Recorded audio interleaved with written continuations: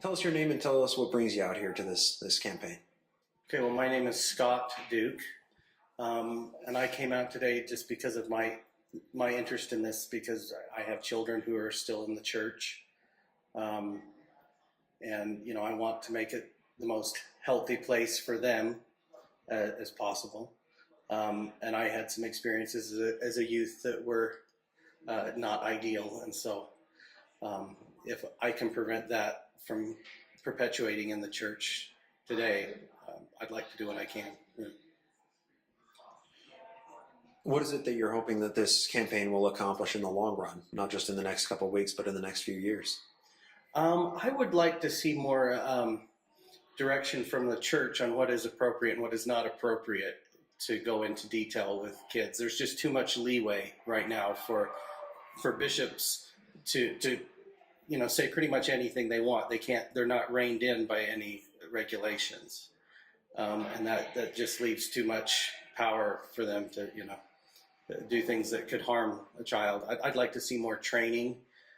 Honestly, I can't see a scenario where the church would be able to give enough training, because even professionals who study this for years will often make mistakes, in counseling. So, but anything more than what they're getting. I think now they maybe watch like a video that lasts an hour, maybe once a year or something at most. That's the extent of their training. I actually sat down with my kid's bishop to talk to him, and he's like, yeah, I have no training. And yeah, they show us a video once in a while. That's about the extent of it. My ex-wife was annoyed that I was even going to talk to the bishop, because she's like, look, these guys, they don't have training, but they have the Spirit which guides them and lets them know what they should do. And, if the events of this past week don't tell us anything, it recently came out that the president of the MDC has been a sexual deviant. If that doesn't tell you that the church has no discernment, I don't know what else it takes. So these are the same men that couldn't detect an abuser, but they're supposed to have the spirit of discernment. I'm not put at ease by that. What would you like, depending on who might view this in the future, is there any message that you'd like to send out to everybody that say they know nothing about this? What do you want to tell them that they need to know about this campaign and what it's trying to accomplish?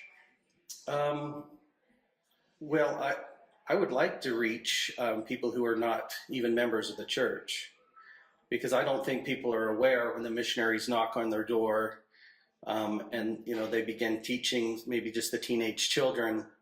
I don't think people realize when their kids join this church that they're going to be subjected to one-on-one explicit sexual interviews with an older man. I don't think they realize that. And I think if even that got out there, that would help people to take a closer look at what their children are getting involved in. And I'd like to, reach members as well to just kind of try to look at this from an outside perspective. When you grow up in the church, you just take it for granted that that's how things are and that's the way things should be. And I've since left the church, and once you leave and you kind of take off those rose-colored glasses and you can just look from an outsider's perspective, it's really messed up that we do that. And I never saw that before. So I would just, try to encourage members to kind of try to see how this looks and realize that the church can't always protect your kid and have that discernment. That hopefully people will feel comfortable now that the church is allowing parents to go in. I hope I can reach people that will realize that that's something they should do. My fear is that people will not want to do that because it will look like they don't trust their leaders, and that it will look like a sign of maybe their own personal apostasy, that they're not trusting their bishop. But I hope that culture changes where people feel that they can go in with their children. And I think that will, change the way the interviews go. Even if they don't have training, some of the horrible stories we've heard, I don't think that those would happen if a parent was there. I don't think the things that were said to me as a youth would have been said if a parent had been there. And I can tell you that story if you'd like. I was preparing to go on my mission, and I was trying to make sure I was worthy to go and to be as honest as I could be. And so I confessed to my bishop that I had a habit of masturbation. And he was comfortable still sending me on my mission because it wasn't what he considered that frequent. So he was cool sending me on my mission. But then I got to the point where I was meeting with my stake president, and he was very adamant that no missionaries from his stake were going to be sent out that had any, problem with that whatsoever. And so he wanted to start meeting with me like once a week to see how I was doing. And one time he asked, well, no, are you viewing anything in a connection with this? And we were meeting at his place of work, not even at the church. It was kind of awkward. But he goes, are you viewing anything in connection with this? And I said, well, we have cable television. This was back before the internet was big, And so he told me, after I told him that I had issues with both masturbation and some with pornography, he said, if you do not overcome this, the day will come when you will not be worth a damn to anyone. That's what he told me. And most of my interactions with priesthood leaders had been great. That surprised me. How has what he said affected how you view your own sexuality for the rest of your life?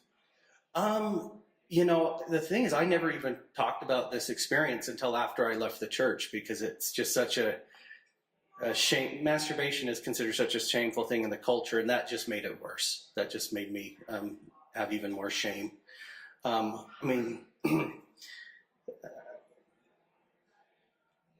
I don't think it damaged me as much as some people could be. You've heard stories of kids who have gone so far as to commit suicide over shame for masturbation. It didn't have that effect on me, but this is how that happens, is from priesthood leaders saying stuff like that. And I'm grateful that it didn't have that strong of an effect on me as it has had on others, but I don't know that he probably said that to other people too. He probably found that was an effective way to really, just like a wake-up call to, it was just being, tough love or something. I can't imagine I'm the only one he said that to. And I just hope that there are others out there that didn't get through it as well. But, and I was technically 18 at the time, and I know this campaign is more focusing on what happens to children, but they've now lowered that missionary age. So these pre-mission interviews are now taking place at age 17. And Mormon Leaks recently released, some documents showing that leaders have been instructed to have a very probing interview with kids before they go on their mission. And so this is now happening with 17-year-olds. And these guys have no training, and most of them are not nearly, I can't imagine, as reckless as my stake president was, but there will be some that will still say stuff like that if the church doesn't come out with guidelines saying, no, you cannot go this far. You do not say this. You do not ask about this, So that's what I'm hoping is accomplished. Scott, thank you so much for sharing today. Thank you.